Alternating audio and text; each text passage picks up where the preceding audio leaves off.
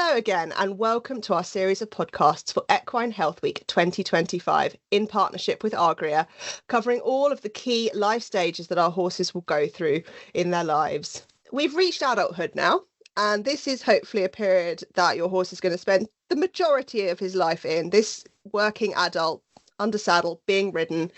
And today we are going to focus on how we can train and compete our horses in a way that promotes physical and mental well-being, and hopefully lots of enjoyment for both you and him as well.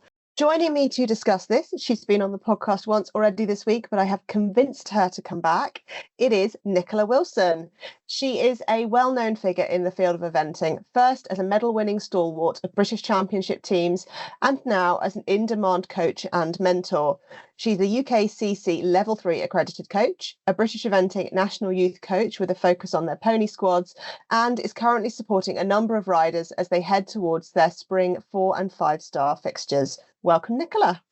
Thank you very much. It is lovely to have you back again. You shared so much wisdom in our Young Horses episode. And while we appreciate that some of the themes we discussed then are also going to carry over into our adult horses, hopefully there's some new pearls of wisdom that you can share with us. I think, first of all, with your coach hat on, if you're stood in the middle of an arena watching a horse rider combination, what says to you that this is a happy partnership? I think that the horse and rider look happy and in harmony with one another. They're confidently moving around the arena, and I think there needs to be that sort of obvious confidence between them and trust between them. And yes, maybe the horse might have feeling a little bit well and have a little bit of a spook, or something like that, and the rider's just sort of taking that on board, letting them have a little play, but then putting them straight back to work. But a happy horse is a horse their ears are nice and soft. They're having a nice little look around, but they're really nice and loose through their body, and they have that nice little bit of a tail swing. I think if the nostrils are flaring, the ears are very pricked, and very forward and pricked, and the tails maybe a little bit clamped, and they're a bit nervous and jumpy, then they're all obvious signs of tension, and possibly a little bit of loss of confidence in a different environment. And all of these things you would sort of in the first few minutes be trying to assess, and it's always a nice thing to have the horse and rider warm up, so you get a sense of where they are and how they're feeling today as well, before then you sort of bring them in and have a chat about things and what they want to get out of their training session. You've already built up that little bit of knowledge from what you've seen in the first few minutes. And if you have got a horse then that's a bit tense or a bit lacking in confidence, how are you going to go about helping it settle, help the rider get into the groove a bit more with them? I think often just nicely chatting with the riders is important, almost but saying to them, look, it doesn't, just sort of forget about what's happening underneath you, just, chattering away with the rider whilst having them on a nice big circle, really feeling that the horse is starting to bend, maybe build in some transitions, but just really go back to the basics of the straightness, the rhythm, and build in some transitions and some changes of direction, which then in turn often get both horse and rider to breathe. And once you get them breathing and bending and moving around and taking the pressure or the emphasis off, them wanting to go brilliantly straight away, if you can manage to take that pressure off them a little bit, then often you get a lot further, a lot quicker. I think that's quite an important point there, actually, you've raised about the fact that we always want to do the best we can when we're riding our horses, but sometimes that just doesn't happen. For whatever reason, you're having an off day, the weather's a bit funny or whatever it is. Sometimes it's not going to go perfectly for whatever reason.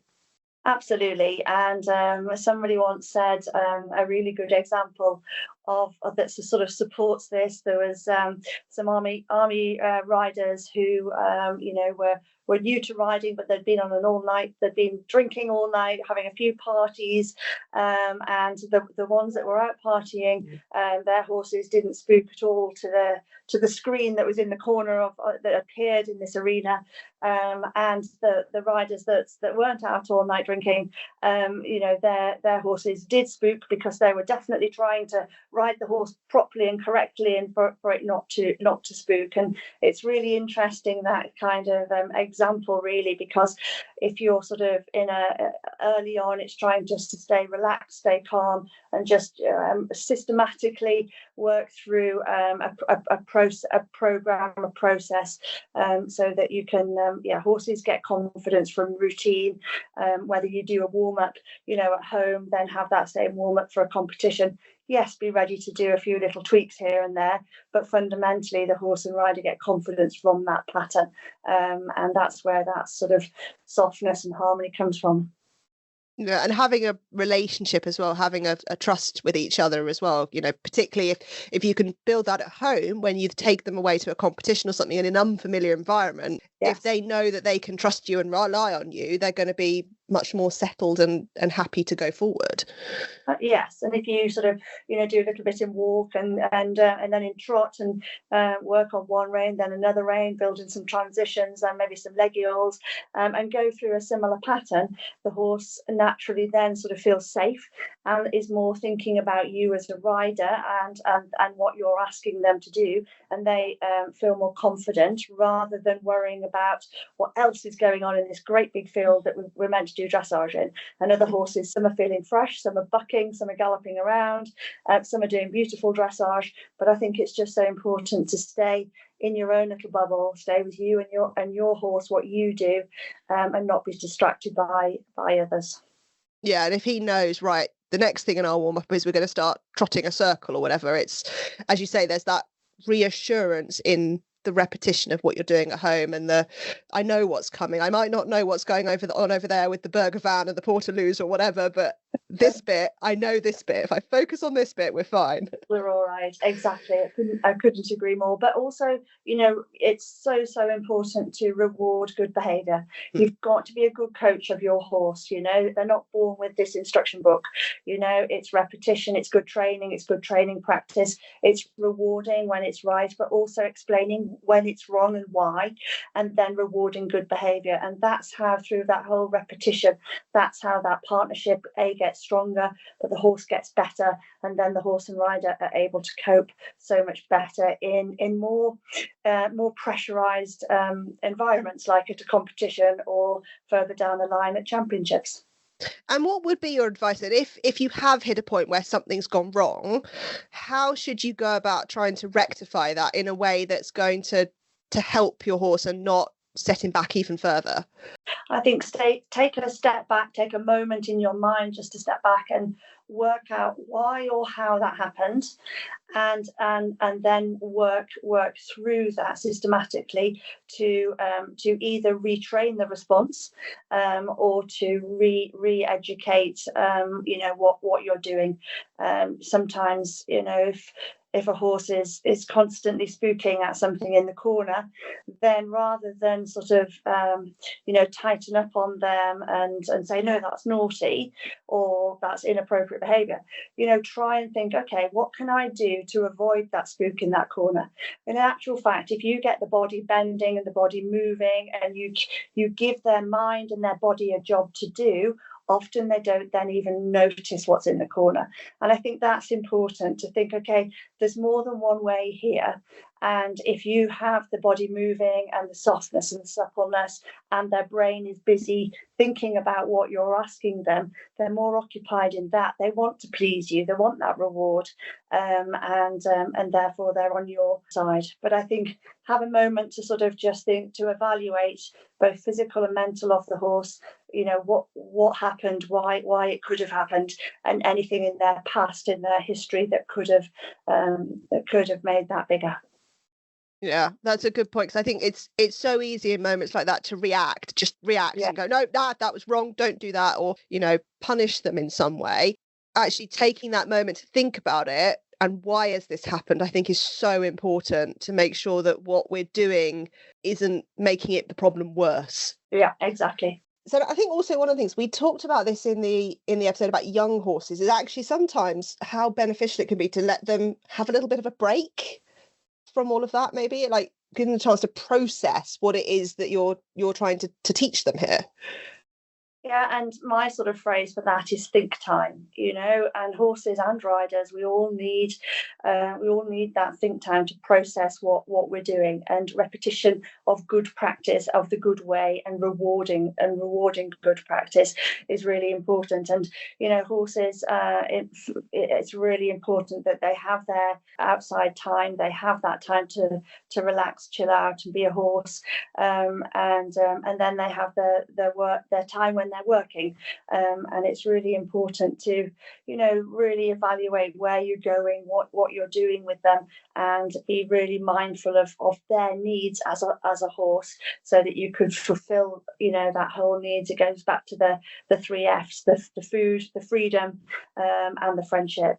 Obviously all horses need a balanced diet. They need a diet that supports the amount of work and training that they are in, and the incorrect diet can have a massive effect on the horse's trainability, on their state of mind, on their physical being as well. And I think that's a huge importance when looking at the horse welfare, horse happiness.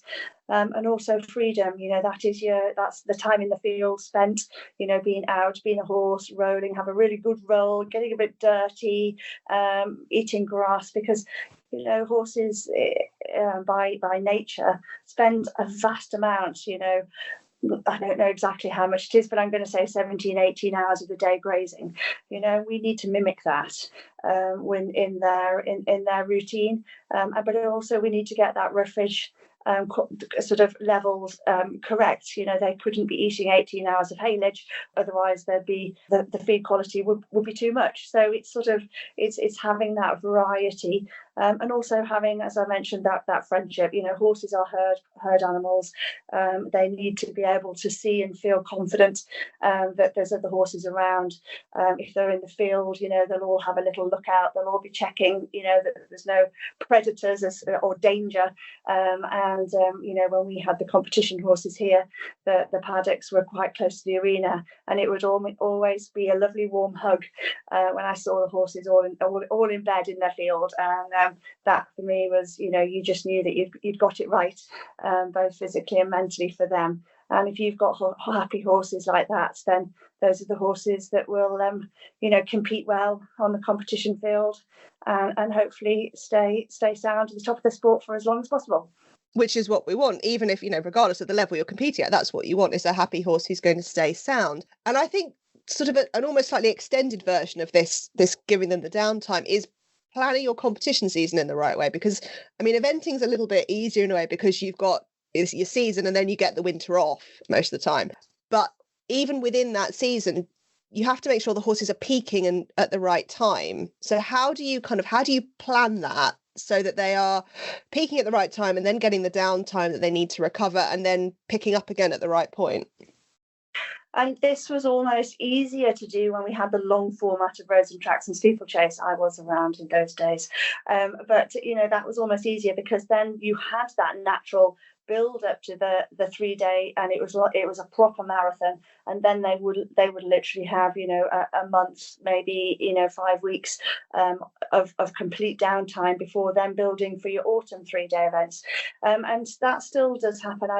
In a respect, I always like to sort of see where my aim was for the spring and then the autumn. I'd only do it in sort of 2 half seasons, because the second half of the season would be very much dictated to really on how the first half of the season has gone. So maybe working back, say, from badminton, and working back, okay, in my ideal, at what point am I going to increase their fitness program? At what point am I going to sort of have their runs, some Some horses will have 2 runs, 3 runs, 1 run, depending on the partnership between horse and rider and their level of experience.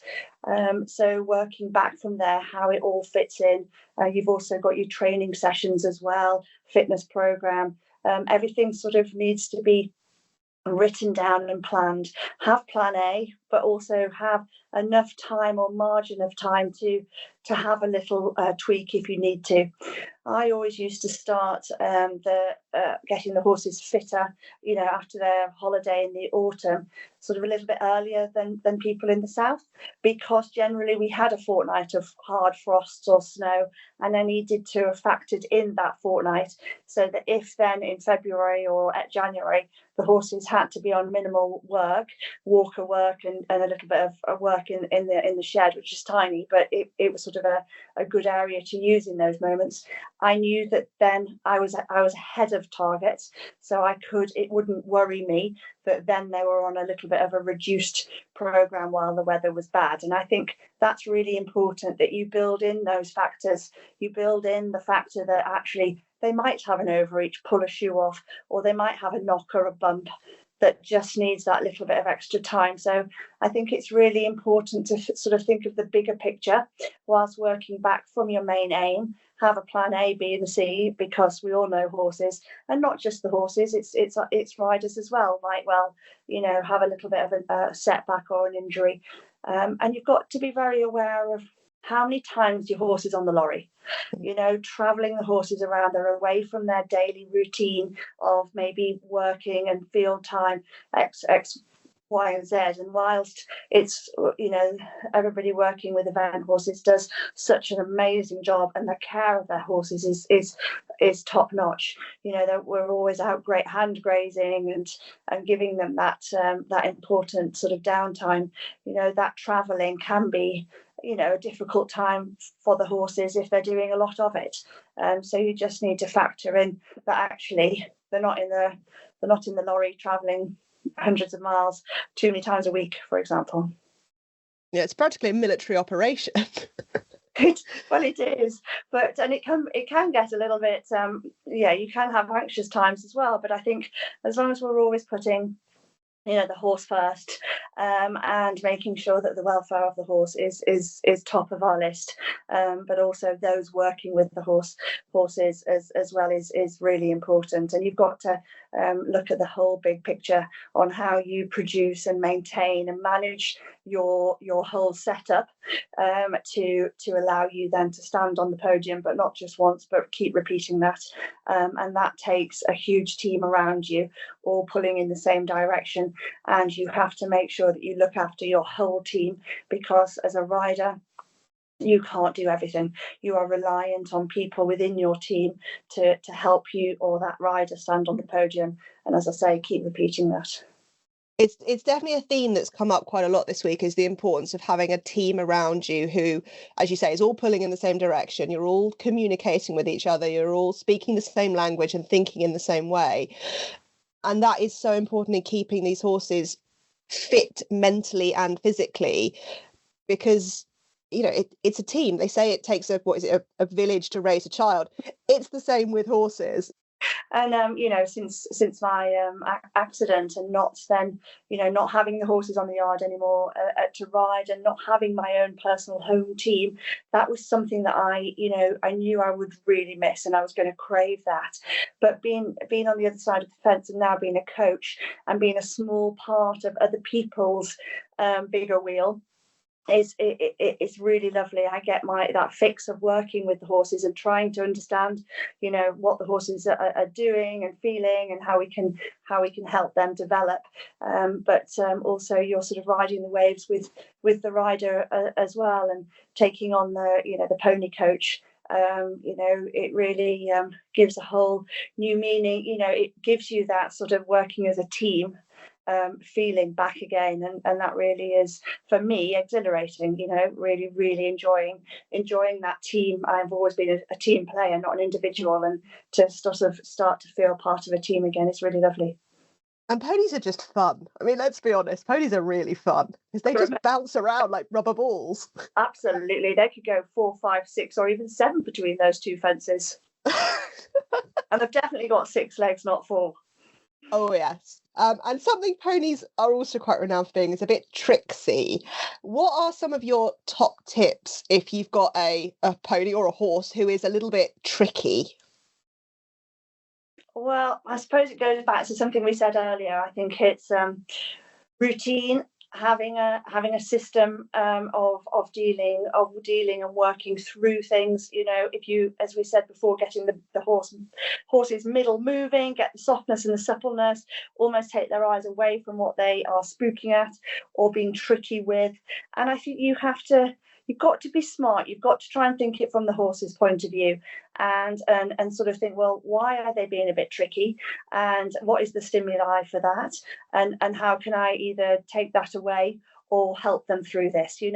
They're generally not wanting to be awkward, but sometimes it's a response, a trained response that maybe we're not even aware of, something that's happened in their past, and it's up to us to put those bits of the jigsaw together, and try and help them succeed rather than go down the wrong road. And I think it's just being slightly ahead of the game.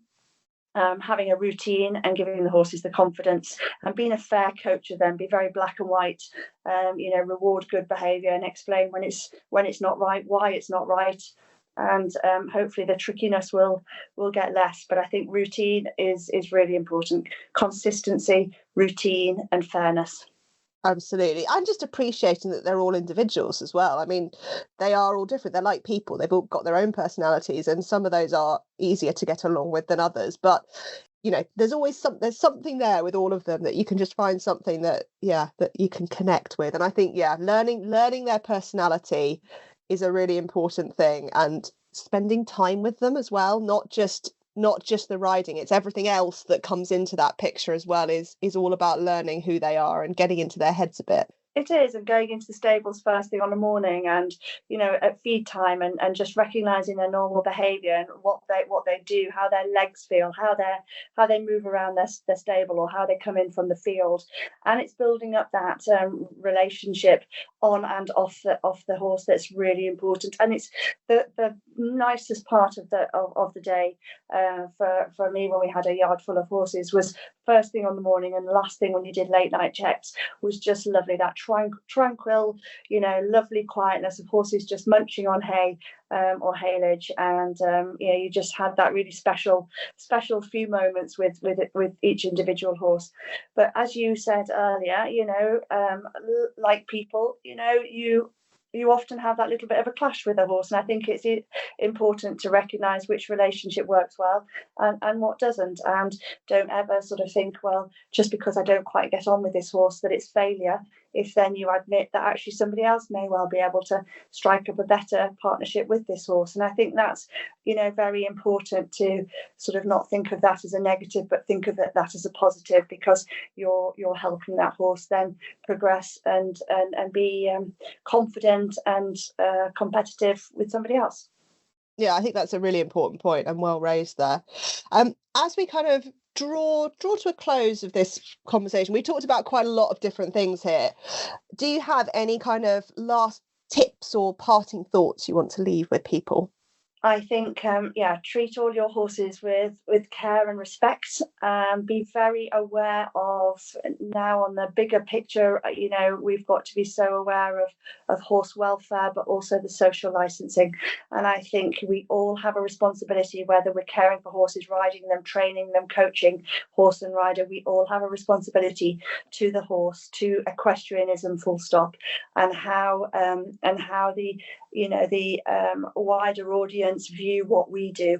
Unfortunately, more and more increasingly, people that don't understand horses, feel that we shouldn't be riding them, and it's our job to sort of talk more in the horse's tongue, in the way that horses think, the way that horses train, the way that horses develop, and then we can not only educate the equestrian community, but also then the wider audience as well, that actually these horses are working in harmony with their riders because they want to. And I think that's really important. But yes, treating your horse, as an individual, and looking after their needs as well as your own as a rider or a coach. Absolutely, that social license piece is so important right now, and we're doing well. We're on the right track. There's a lot of new learning coming out, new research, new ways of thinking, but that we definitely still have a way to go. But as you say, it is so important that we carry on that journey so that we can safeguard our sport, we can keep enjoying our horses, and they can keep enjoying what they're doing as well. So yes, so this has been another really interesting episode for Equine Health Week 2025. Make sure that you catch up on everything that we've talked about. As I've said already, Nicola did a very good episode all about looking at young horses, but we started with foals and breeding. We looked at the early years. We've done several episodes, as I said, on young horses. We've looked at management, and there is still plenty more to come as we draw to the end of Equine Health Week. We are going to be looking at veteran horses next, and then also the sad last few days of your horse's life and how you can support him through that. Make sure that you check out the hub on our website. You can find it at www.britishequestrian.org.uk. Everything we have shared across this week is available there, and you can also find all the podcast episodes, whichever platform it is that you get your podcast from, you will find them there, or of course wherever you found this one. So thank you very much again, Nicola, for joining us. I hope you have had as good a time talking to me as I've had talking to you. Well, thank you very much for having me, and I certainly have. Brilliant. And thank you everyone for listening at home. We hope you will join us again very soon.